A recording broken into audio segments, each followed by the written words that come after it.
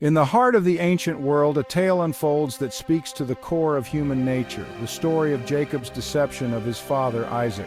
Join us as we explore the timeless story of Jacob, Isaac, and the deception that would shape their destinies and leave an enduring mark on biblical history. Our story is set against the backdrop of ancient Canaan, a land where flocks grazed and patriarchs held sway. Isaac, the son of Abraham, inherited the covenant, a promise from God of land and descendants as numerous as the stars. Isaac and his wife Rebekah had twin sons, Esau and Jacob.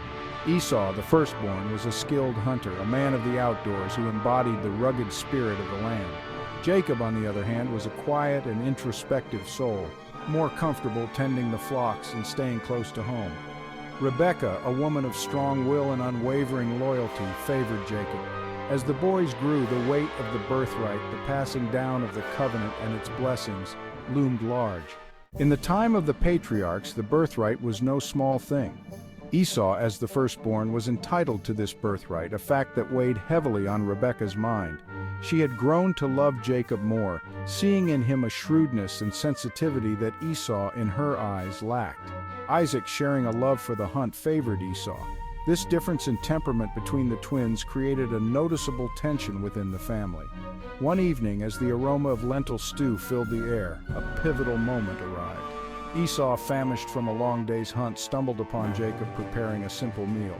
The aroma was too much for Esau to resist, and he begged Jacob for a bowl of the reddish stew. "Quick, give me some of that red stew," Esau pleaded, his voice raspy with hunger. "First, sell me your birthright," Jacob demanded. Esau scoffed. "What good was a birthright to a starving man?"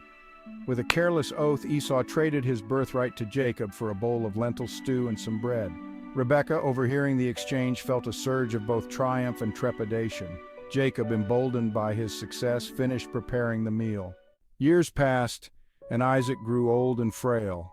One day he called Esau to his side. "My son, I am an old man now, and I do not know how much longer I have. Go out to the fields and hunt some wild game for me and prepare it as I like it. Then bring it to me so that I may eat and bless you before I die."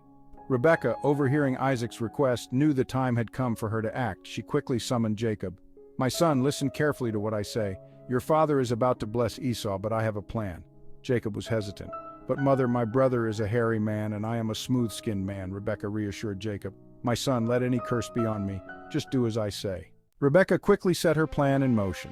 She instructed Jacob to fetch 2 young goats from the flock, and she would prepare a savory dish that Isaac loved.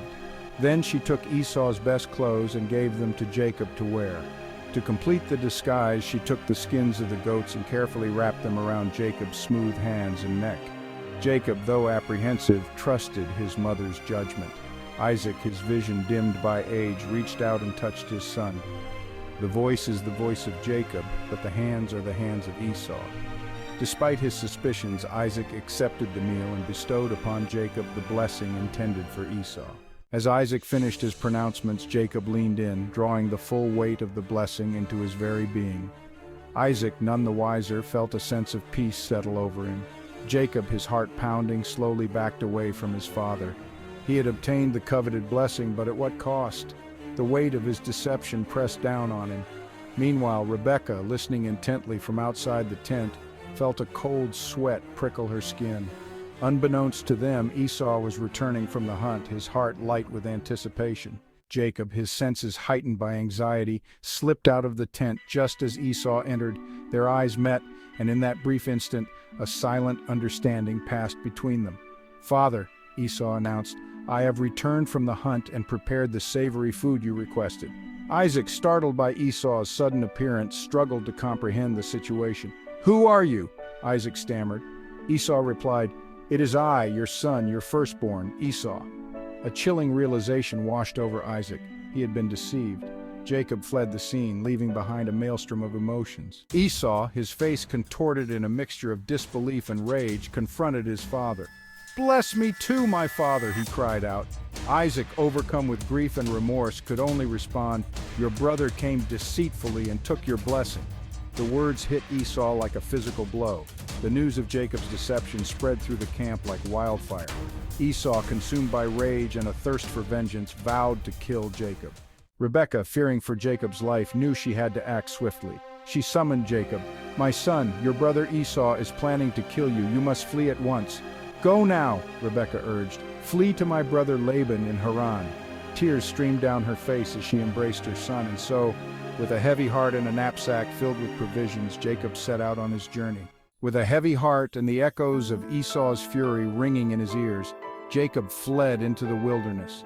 He was now a fugitive, alone and vulnerable, forced to navigate the harsh terrain and uncertain future that lay ahead.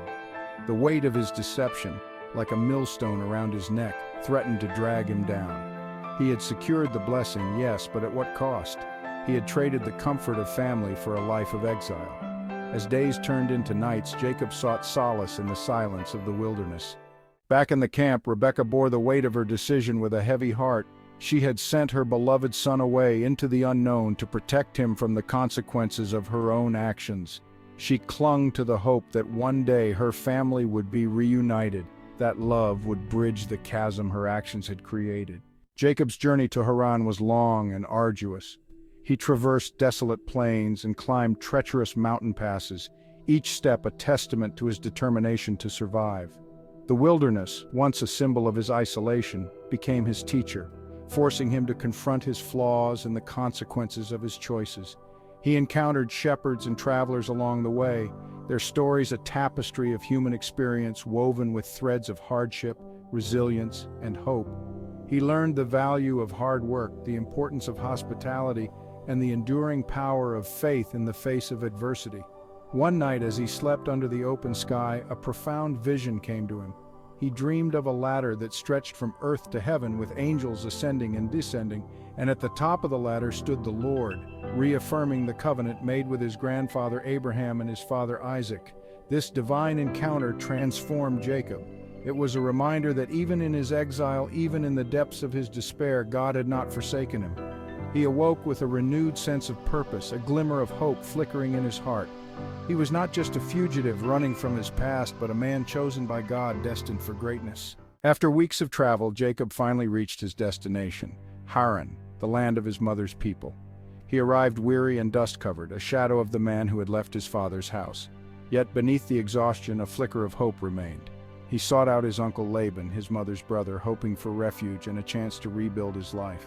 He carried with him the weight of his past, the knowledge that his actions had caused pain and division, but he also carried the blessing he had so desperately sought, a promise of a future filled with possibility. What awaited Jacob in Haran? Would he find forgiveness and acceptance in the arms of his kin? Would he be able to escape the long shadow of his deception? Only time would tell. Jacob's story, though set in antiquity, continues to resonate with us today. It is a tale of family dynamics, ambition, the consequences of our choices, and the enduring power of forgiveness. It reminds us that even in the darkest of times, even when we stray from the path of righteousness, hope and redemption are always within reach. The story of Jacob's deception of Isaac throws us headfirst into a moral labyrinth. It's easy to label Jacob's actions as downright wrong, a selfish act fueled by ambition. We question his willingness to deceive his own father, to exploit his brother's vulnerability, all for a blessing that by birthright wasn't his to claim. Yet the story doesn't offer easy answers. Rebekah's role, her unwavering belief that Jacob was destined for greatness, adds another layer of complexity. Was she right to manipulate events, to orchestrate a deception that would have far-reaching consequences for her family? Or was she, blinded by a mother's love, pushing Jacob down a path fraught with moral compromise? This ambiguity is where the story finds its enduring power. It doesn't shy away from the messy realities of human nature, the clash between ambition and integrity, the fine line between love and manipulation. It forces us to confront our own moral compass, to ask ourselves how far we would go to secure what we desire and at what cost. The story doesn't seek to excuse Jacob's actions, but it does invite us to understand the factors that led him down this path. The rivalry with Esau, the pressure to inherit the covenant, and Rebekah's influence all played a part in shaping his choices. It's a reminder that even those who commit acts of deception are not simply villains. They are complex individuals grappling with their own internal struggles. Beyond the moral dilemmas, Jacob's deception reflects the human condition. Themes of sibling rivalry, parental favoritism, and longing for validation resonate across cultures and time. Esau, the firstborn, embodies impulsiveness and a love for the hunt. He trades his birthright for a bowl of stew, showing his immediate hunger. His anguish at losing the blessing reveals a need for love and recognition. Jacob represents introspection, a sensitivity that's both strength and vulnerability. Driven by ambition and a desire to please his mother, Jacob seeks her love and the inheritance. Isaac, in his old age, becomes a tragic figure. Bound by tradition, he bestows the blessing on his firstborn. His deception by his wife and son reveals vulnerability and leads to heartbreak. These flawed characters mirror our own lives. We see ourselves in their struggles, longing for love, acceptance, and a place in the world. The story of Jacob's deception is not confined to the pages of the Bible. It echoes through time, finding resonance in literature, art, and our personal experiences. We see it in Shakespearean dramas of betrayal, in Greek tragedies where hubris leads to downfall, and in novels exploring family dynamics and choices. These themes are universal. The intricate web of relationships that sustain and challenge us. These are timeless human experiences that transcend boundaries. The story challenges us to look inward, to examine our lives for echoes of Jacob's deception.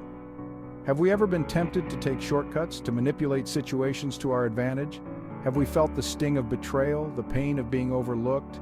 The story of Jacob doesn't offer easy answers, but it provides a framework for reflection. It reminds us that our choices have consequences, not just for ourselves, but for those around us. It encourages us to strive for integrity, even in adversity, and to seek forgiveness and reconciliation. It offers hope, a reminder that even after deception, redemption is possible. The story of Jacob, Isaac, and the stolen blessing leaves an indelible mark on the human experience. It's a stark reminder that our choices, even those made in the shadows of our hearts, have a ripple effect, touching the lives of those around us for generations to come. Jacob's journey from deceiver to patriarch reminds us that redemption is possible, even when we stray from the path of righteousness. It challenges us to confront our own vulnerabilities, our capacity for both deceit and grace, and to seek reconciliation in the face of brokenness. As you reflect on this ancient tale, consider the legacy you are crafting with your own choices. Are you sowing seeds of integrity and compassion, or are you allowing ambition and self-interest to guide your path? The story of Jacob is not just a historical account. It's a timeless mirror reflecting the complexities of the human heart. May we learn from its lessons, striving to live lives marked by authenticity, forgiveness, and an unwavering commitment to the well-being of ourselves and others. If you enjoyed this video, please give us a thumbs up and share. And if you haven't already, come on over and join our family by subscribing to our channel. May God bless you in all your endeavors. Thank you for watching.